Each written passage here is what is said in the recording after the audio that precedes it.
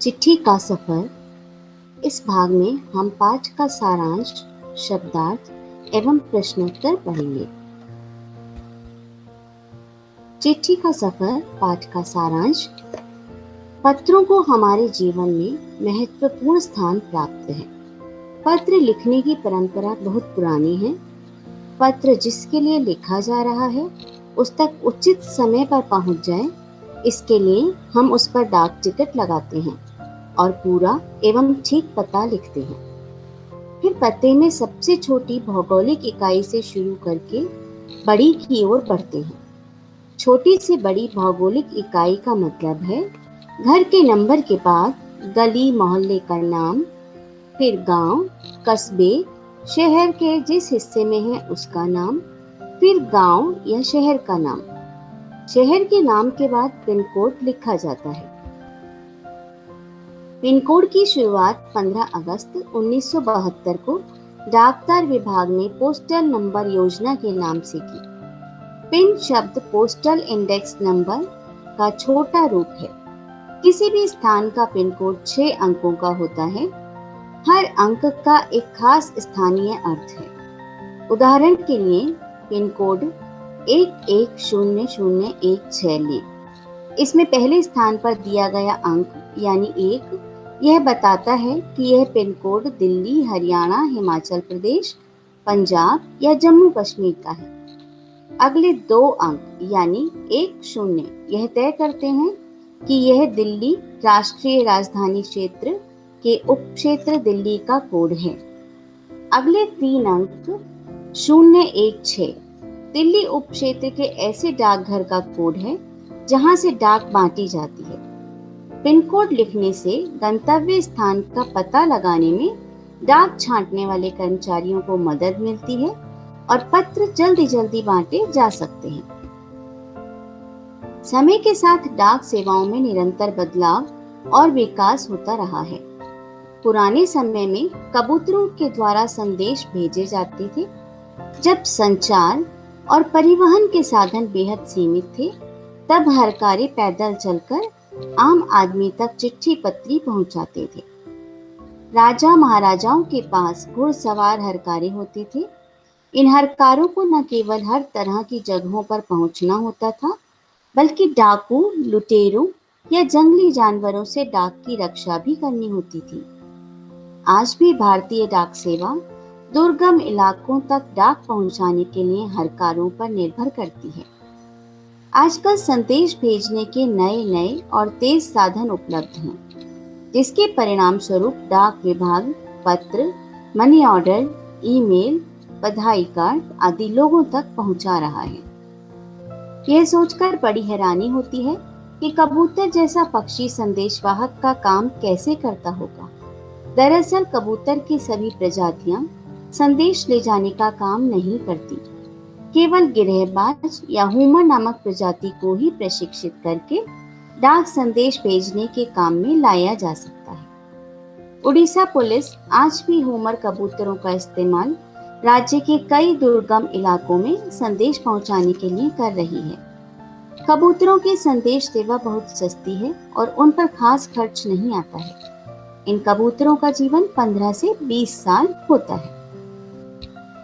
तो ये थे कुछ महत्वपूर्ण बिंदु जो इस पाठ में कवर किए गए थे। इस पाठ के शब्दार्थ हैं: सफर, यात्रा, हरकारे, पैदल चलकर संदेश पहुंचाने वाले, गौर से, ध्यान से, दुर्गम, कठिन, गंतव्य, पहुंचने का स्थान, भौगोलिक, भूगोल से संबंधित, जाहिर है, स्पष्ट है, दिलचस्प, मजेदार, निरंतर, लगातार, प्रजाति, किस्म, बेहद, बहुत, प्रशिक्षित, अच्छी तरह सीखे हुए, प्रवासी, अपने देश या शहर से बाहर जाकर रहने वाले। अभ्यास प्रश्न, यह पाठ्य पुस्तक के प्रश्न हैं कुछ।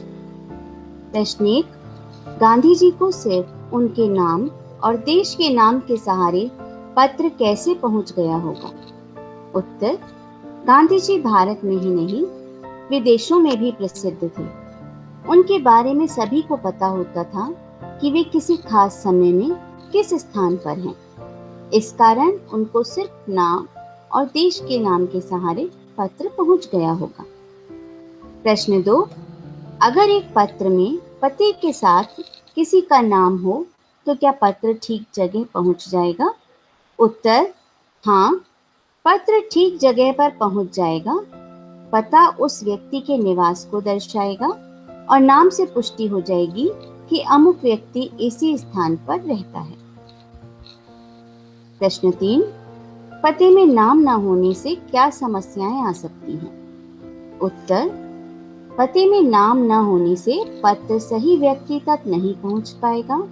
डाकिये को तथा उस पते पर रहने वाले लोगों को पता ही नहीं चल पाएगा कि यह किसका पत्र है। प्रश्न 4, पैदल हरकारों को किस किस तरह की दिक्कतों का सामना करना पड़ता होगा?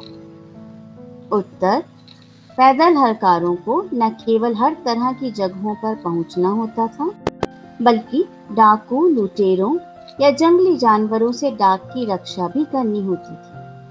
साथ ही उन्हें सर्दी, गर्मी, बरसात हर मौसम का सामना करना पड़ता होगा। लंबी यात्रा के कारण वे अत्यधिक थक भी जाते होंगे। प्रश्न 5, अगर तुम किसी को चिट्ठी लिख रहे हो तो पते में यह जानकारी किस क्रम में लिखोगे? गली मोहल्ले का नाम, घर का नंबर, राज्य का नाम, खंड का नाम, कस्बे, शहर, गांव का नाम, जनपद का नाम।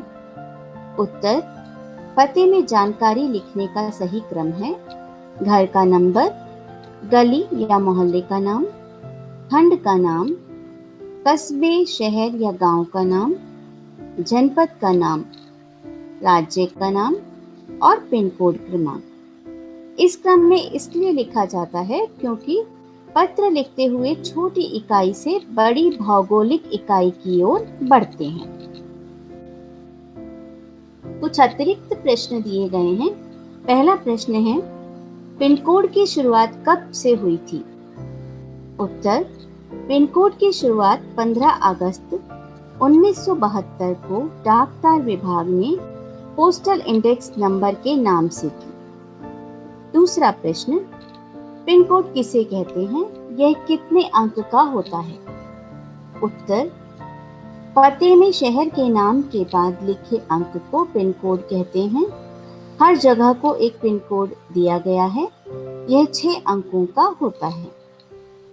प्रश्न 3, पिन कोड लिखने से क्या लाभ होता है? उत्तर, हमारे देश में अनेक ऐसे गांव, कस्बे या शहर हैं जिनके नाम एक जैसे हैं। पिन कोड से गंतव्य स्थान का पता लगाने में डाक छांटने वाले कर्मचारियों को मदद मिलती है और पत्र जल्दी बांटे जा सकते हैं। अगला प्रश्न, बहुत पुराने समय में संदेश कैसे भेजे जाते थे? उत्तर, बहुत पुराने समय में कबूतरों और हरकारों के द्वारा संदेश भेजे जाते थे। राजा महाराजाओं के पास अपने घोड़सवार हरकारे हुआ करते थे। प्रश्न 5, गिरहेबाज या हुमर क्या है? उत्तर, गिरहेबाज या हुमर कबूतरों की वह प्रजाति है जिसे प्रशिक्षित करके डाक संदेश भेजने के काम में लाया जाता है। पाठ का यह भाग यहीं समाप्त होता है। नमस्कार।